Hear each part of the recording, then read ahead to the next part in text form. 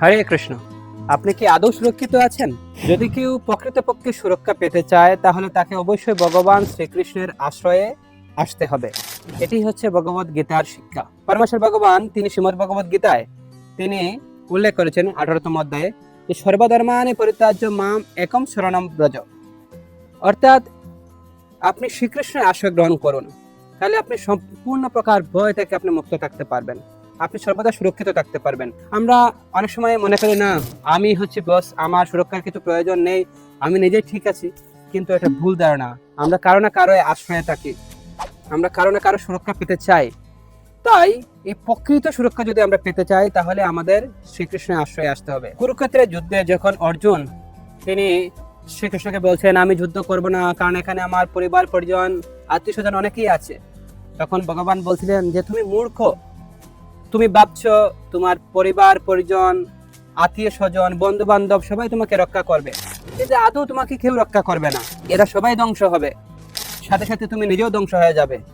তাই তোমাকে কেউ আশ্রয় দিতে পারবে না, কেউ তোমাকে সুরক্ষা দিতে পারবে না। মাম একম শরণম ব্রজ, তুমি একমাত্র আমার আশ্রয় গ্রহণ করো, তাহলে তুমি সুরক্ষিত থাকবে। তাই আমরা এই জড়জগতের বিভিন্ন ব্যক্তির উপর যদি আমরা নির্ভর না করে, এই বিভিন্ন বস্তুর উপর আমরা নির্ভর না করে একমাত্র যদি আমরা শ্রীকৃষ্ণের শরণাপন্ন হয়, শ্রীকৃষ্ণের আশ্রয় গ্রহণ করি, তাই ভগবান বলেছেন যে অহম তাম সর্বপাপব্য মোক্ষ ইয়াস্মি মা শুচ, যে আমি তোমাকে সর্বোত্তমভাবে রক্ষা করব। ভগবান প্রতিজ্ঞা করছেন, কথা দিচ্ছেন। তাই যদি আমরা মুক্তিদাতা মুকুন্দের চরণে যদি আশ্রয় গ্রহণ করি তাহলে এই জড়জগতের কোনো বন্ধন আমাকে আটকাতে পারবে না, কোনো ব্যক্তি আমাকে কিছু করতে পারবে না। রাকবি মারবি জয় ইচ্ছা তুয়ারা, যদি আমরা একমাত্র কৃষ্ণ চরণে আশ্রয় গ্রহণ করি, হে কৃষ্ণ আমি সর্বদা তোমার শরণাপন্ন, তখন ভগবান আমাদেরকে তিনি সুরক্ষা প্রদান করবেন। এবং আমরা দেখি ভগবত গীতার প্রথম দিকে যদি আমরা দ্বিতীয় অধ্যায় যদি দেখি, সেখানে যখন অর্জুন তিনি সর্বোত্তভাবে ভগবান শ্রীকৃষ্ণের কাছে শিষ্যত্ব বরণ করেছেন, তখন ভগবান তাকে উপদেশ দিয়েছেন যখন আমরা একমাত্র কৃষ্ণের আশ্রয় গ্রহণ করব তখন কৃষ্ণ আমাদেরকে ত্যাগ করবেন না।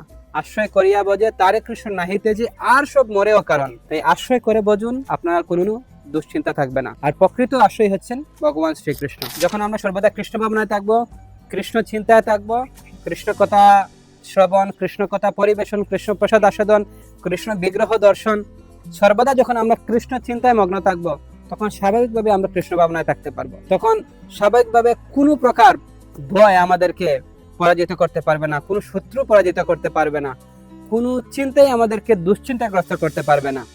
আর আমি সর্বদাই কৃষ্ণ ভাবনা অমৃত রস আস্বাদন করে সর্বদা আনন্দে থাকতে পারবো, সর্বক্ষণ আনন্দে থাকতে পারবো। এটাই হচ্ছে কৃষ্ণের কৃপা। হরে কৃষ্ণ।